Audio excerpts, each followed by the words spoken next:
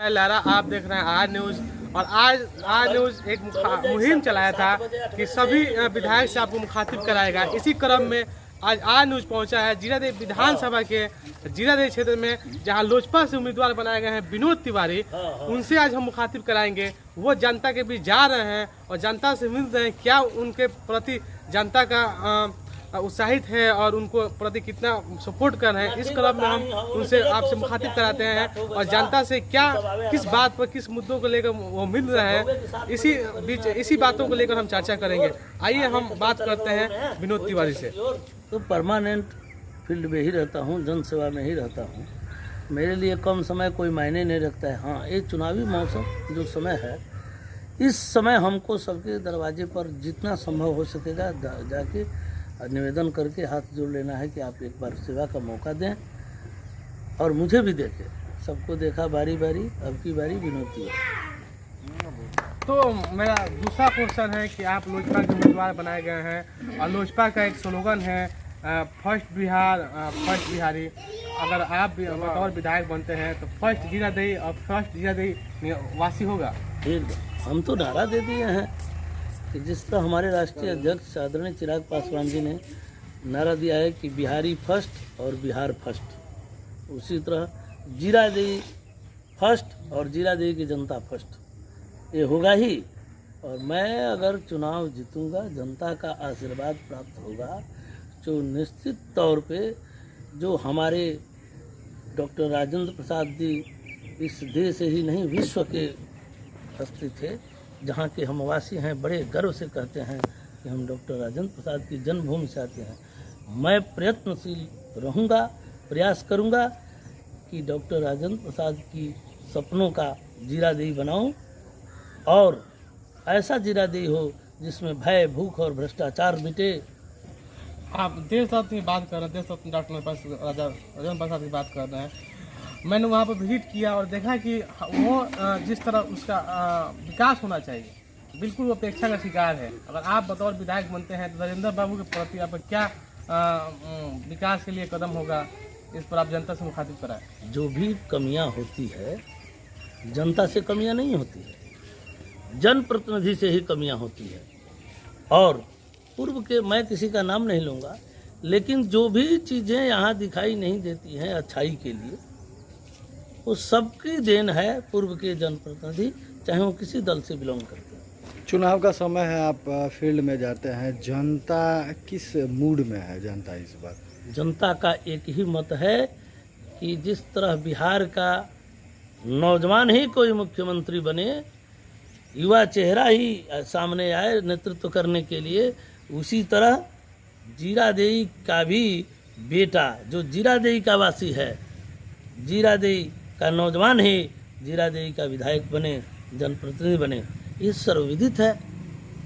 आप क्षेत्र में हैं, कोई लोग उम्मीदवार हैं, जदयू के खिलाफ आप चुनाव लड़ रहे हैं, उसके बाद से एक महागठबंधन है, मुख्य मुकाबला आप किससे मानते हैं?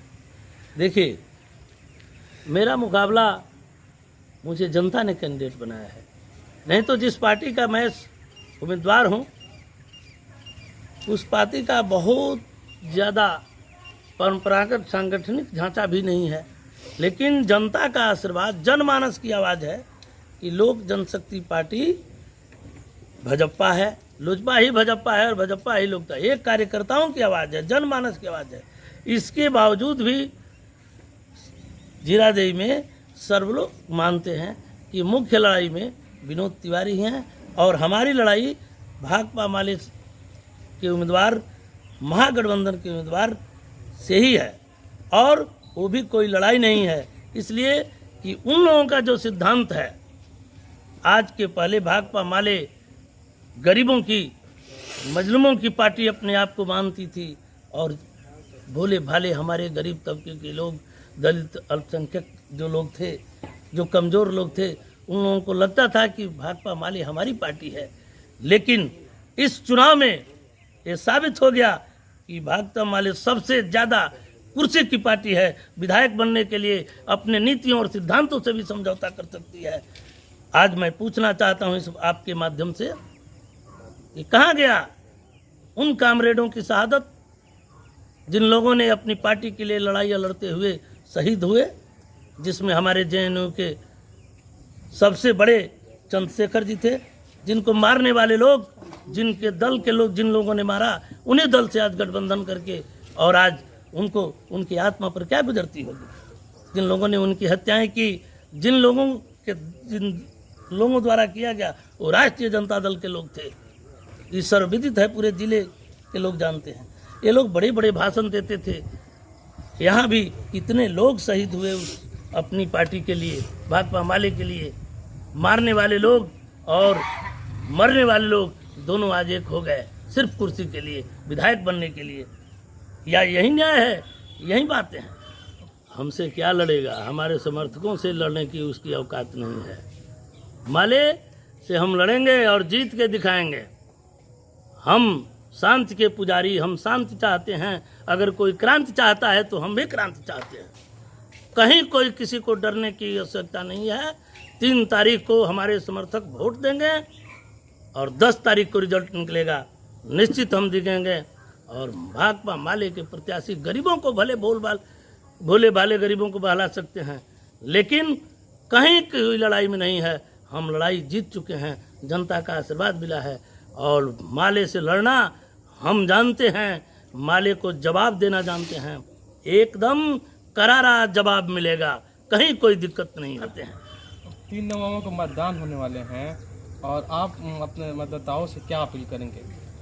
मैं विनोद तिवारी सभी कार्यकर्ताओं से, जो राजनीतिक दल हैं, चाहे वो राष्ट्रीय जनता दल के कार्यकर्ता हों, चाहे भाकपा माले के कार्यकर्ता हों, चाहे जनता दल यूनाइटेड के कार्यकर्ता हों, चाहे भारतीय जनता पार्टी के कार्यकर्ता हों, मैं कहूँगा मेरा एक ही लक्ष्य है, कार्यकर्ताओं के सम्मान में विनोद तिवारी मैदान में।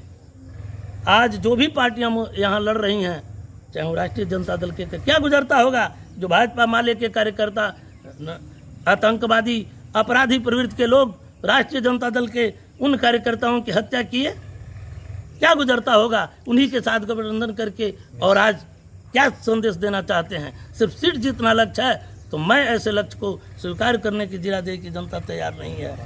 या एक दूसरे के कहीं कोई जमीनी स्तर पर इनकी कोई संगठनात्मक तालमेल नहीं है।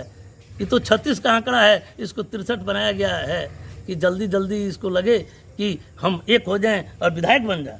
लेकिन नहीं, राष्ट्रीय जनता दल के भी समर्पित निष्ठावान कार्यकर्ता हैं। उन लोगों को लगता है कि हमारे दल के नेताओं ने हमारे साथ छल किया। भाकपा माले के कार्यकर्ता निष्ठावान और जो लोग मजबूत प्रवृत्ति के लोग हैं, उन लोगों को भी लगता है कि हमारे साथ छल किया गया है। भारतीय जनता पार्टी के कार्यकर्ताओं को लगा है कि मेरे साथ भी छल किया गया है। और जनता दल यूनाइटेड की बात ही कि मैं क्या कहूँ। आदरणीय मुख्यमंत्री जिन्होंने न्याय के साथ विकास का नारा दिया है, मैं पूछना चाहता हूँ आपके माध्यम से, क्या यही न्याय है? मुख्यमंत्री जी ने अपने पार्टी के साथ न्याय नहीं किया है। उन्होंने तो न्याय के साथ विकास का नारा दिया था। क्या यही न्याय है कि दूसरे दल से आने वाले कार्यकर्ता जो एक दिन भी जनता दल यूनाइटेड के किसी कार्यक्रम में नहीं गया हो, एक टिकट लेके ही जनता दल यूनाइटेड, क्या यही जनता दल के यूनाइटेड के कार्यकर्ताओं के साथ मुख्यमंत्री जी ने न्याय किया है? किसी भी कार्यकर्ता को मिलता जो जनता दल यूनाइटेड के कार्यकर्ता थे, तो मैं कभी आवाज़ नहीं उठाता।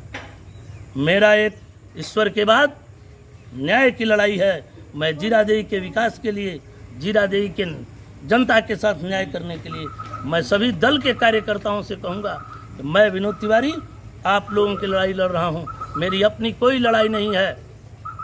मैं हाथ जोड़ के करबद्ध निवेदन करता हूँ कि एक बार आप के सम्मान के लिए और जीरादेई के पुनः सम्मान वापस करने के लिए मैं एक बार मुझे मौका दिया जाए। मैं दिखाऊंगा कि एक ऐसा प्रतिनिधि जवाबदेह बने कि आने वाले समय में जीरादेई का मान सम्मान और स्वाभिमान जिंदा रहे। मैं कहूँगा वक्त आने पर बता देंगे तुझे आसमां, हम अभी से क्या बताएं क्या हमारे दिल में है।